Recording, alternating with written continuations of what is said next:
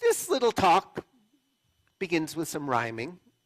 Consult Dr. Seuss for a lesson in timing. But this is no fable for kids getting tucked in.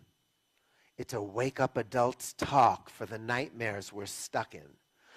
A talk without questions, but full of good answers. A talk without answers, but full of good questions.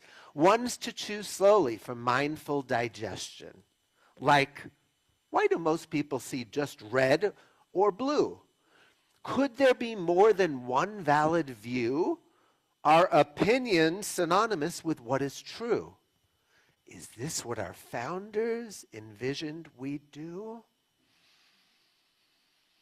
Old Honest Abe. Now he was the man. A house this divided cannot long stand. He was Republican, President Lincoln, and I'd like to see more of the ways he was thinking. How have opinions gotten more rigid? How has the Cold War gotten more frigid? What's making extremes so darn attractive? What could be making our brains so reactive? I've cooked up a theory that needs more cooking, that points to the glasses through which we've been looking. A dark pair of lenses that filter out light till all we can see is just black and white. No room for discussion. You're wrong and I'm right. Blood pressure rises, adrenaline spikes, till I'm left with three options: fight, flight, or fright. And when on the menu there's only 3 F's, it brings out my worst traits and hides all the rest. No listening to you. It's time to go tribal, to stick with my own kind and steer clear of rivals. My rivals are totally up to no good. They simply cannot be the least understood. I've learned this from news shows that tend to agree with my view of the world and the way it should be. Whether it's Fox or MSNBC, it all sure sounds fair and balanced to me. Could it be most of us are now wearing these glasses, letting the media blow smoke up our asses?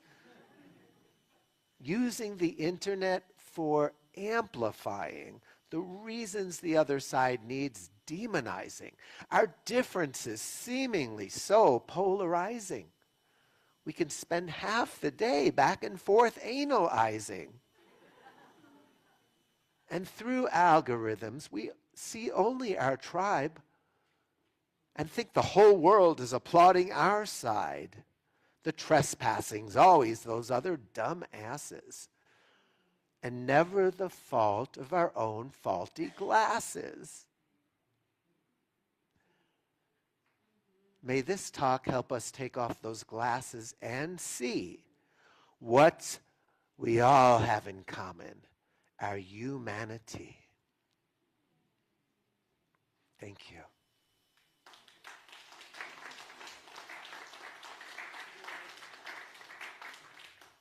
And I grew up a liberal. I was never questioning whether conservatives could have anything of value to add to my life. Never. I was what you might call a MAGA liberal, you know, make America groovy again. I don't know. But I got it from my parents, especially my mom, who also taught me how to argue, whether the other side is open or not. Just arguing for the sake of it, the joy, the fun, the camaraderie it brings. So we would have Thanksgiving, I'm being a little facetious. We would have Thanksgiving dinners, and my conservative Uncle Richie, my mother's brother, would come over, and he would zip his lip because he was definitely a conservative, and he didn't want Thanksgiving to turn into what it usually turned into, which is my mother started speaking politics. Richard, how could you possibly vote? You know, how could you actually think Reagan's policies are, and you know, George Bush, and of course Trump, oh my God. And we never got around to gratitude, did we? You know, one day I took my mother aside and I said, Mom, you know Uncle Richard's politics. You know that he's not going to change. Why do you keep bringing it up? Why do you keep arguing? And she said, that's a really good question. And a few days later, she came over and she said, Scott, I think I'm addicted to arguing. I think a part of me just has kind of like too much fun with it. I like just having a battle. You know, my mother's the kind of person that's going to leave the planet kicking and screaming because she thinks kicking and screaming makes her alive. And being peaceful and relaxed and at ease with what is, to her, that's for the people who are, you know, may they rest in peace. But we have no business resting in peace. While we're alive, we need to kick and scream. So that's what she taught me. And that's what I'm unlearning ever so gradually. And I have to say, Trump is a great teacher for me because he represents all the things that I can't stand.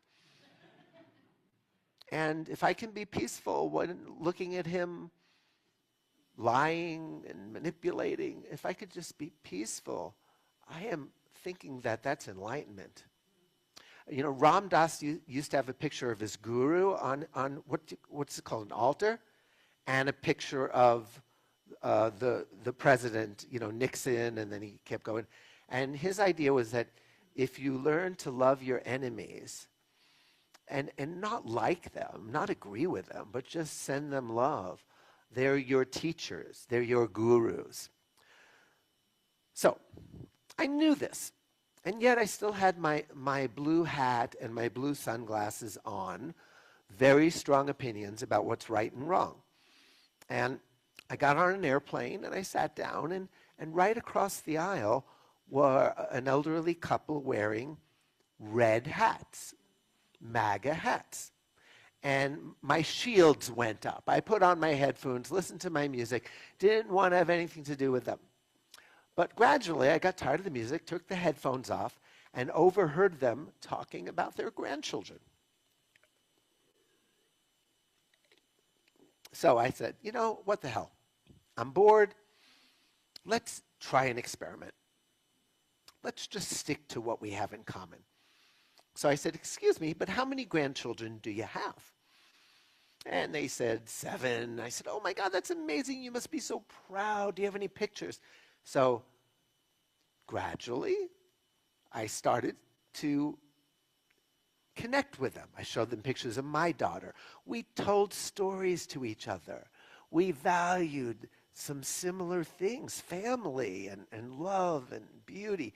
And so at some point I got the courage to ask them a personal question, 2 personal questions. Number 1 was, can I ask you a personal question? And after getting their consent, number 2 was, not how the hell did you vote for this guy? I had restraint. But what kind of world are you hoping that President Trump helps to create for your children and grandchildren? And they painted a picture of the same world that I would like for my daughter and for the world.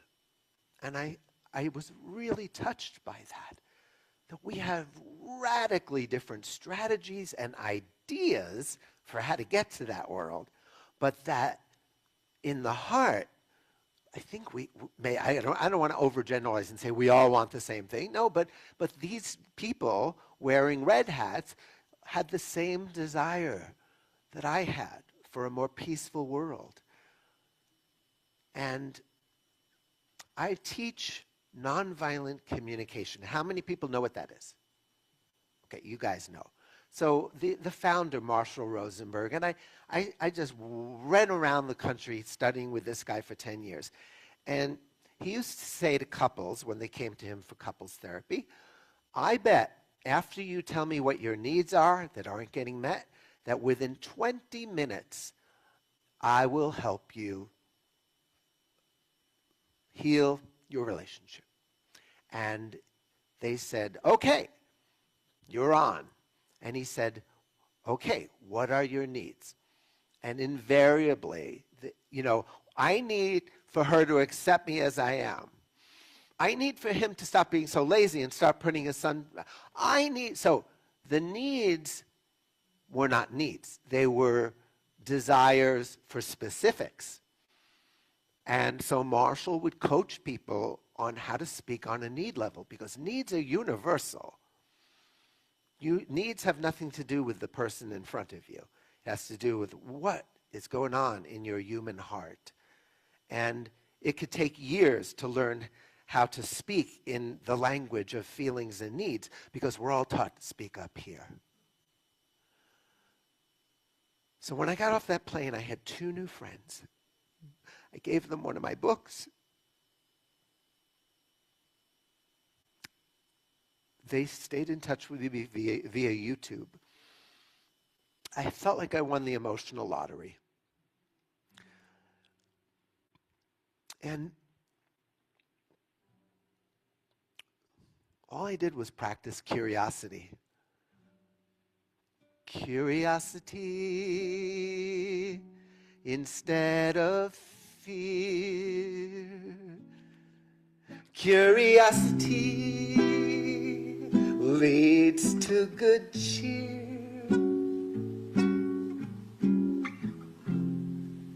When I come from my humanity, it replaces some of my insanity. I think I might even practice with Sean Hannity too. Oh yeah. When I lead with being curious, I can't help but just be a tad less furious, and much less of a judge and jury us too.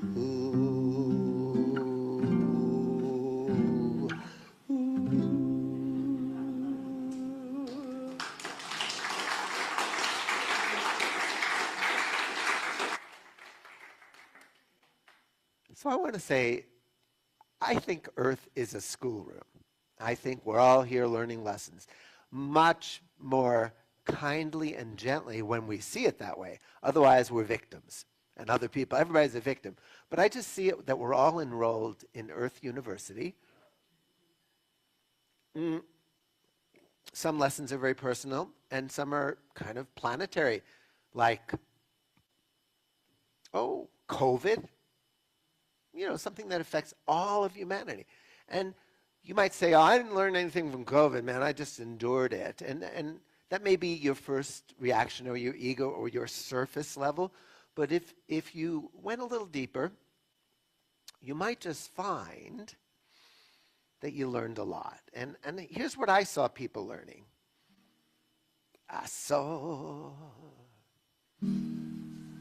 facial masks, folks getting sick, stuck in their homes, binging Netflix, and I said to myself, it's still a wonderful world.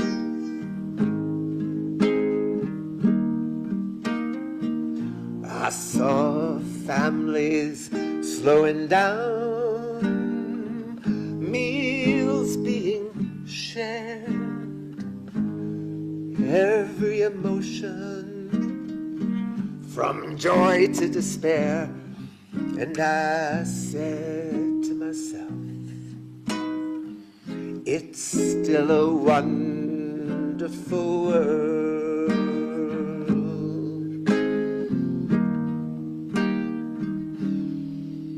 Could it be that the pandemic, traumatic as it was teaching us resilience and maybe even love I saw friends washing hands, standing 6 feet apart, learning there's no distance between our hearts. Now the shift hit the fan, it's pouring like a geyser. May good things grow from Donald's fertilizer. Either way I can say, it's still a wonderful world. Either way we can say, if you feel it, sing it. It's a wonderful world. It's still a wonderful world. It's a wonderful world.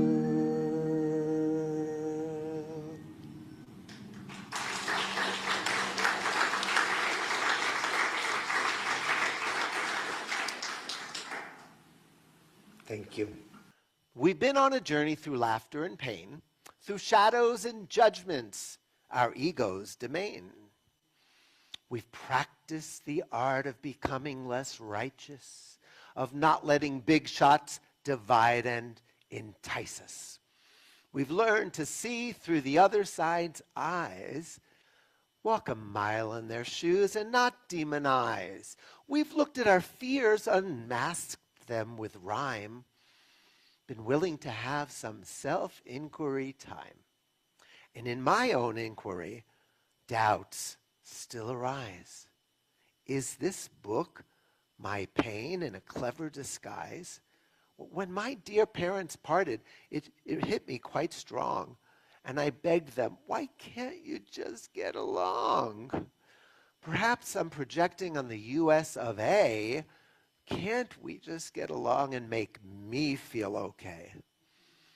On the other hand, just like oil and water, this red-blue divide might be in nature's order. Maybe this book's premise is wrong, and there's no way in hell that we can get along. It still doesn't hurt to replace our dark glasses with ones that could see that this too always passes.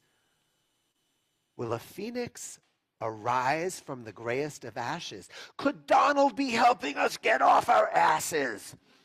Either way, I hope you can see in your rival, underneath their strong stand, is a quest for survival. Because I think every child, woman, and man are doing the very best they can. Not that their best can't get better in time, but policing their best, it's not the best use of my time.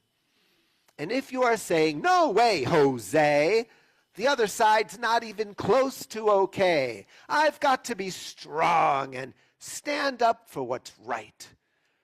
Then speak out with passion and fight the good fight, but please do not battle with old boxing gloves.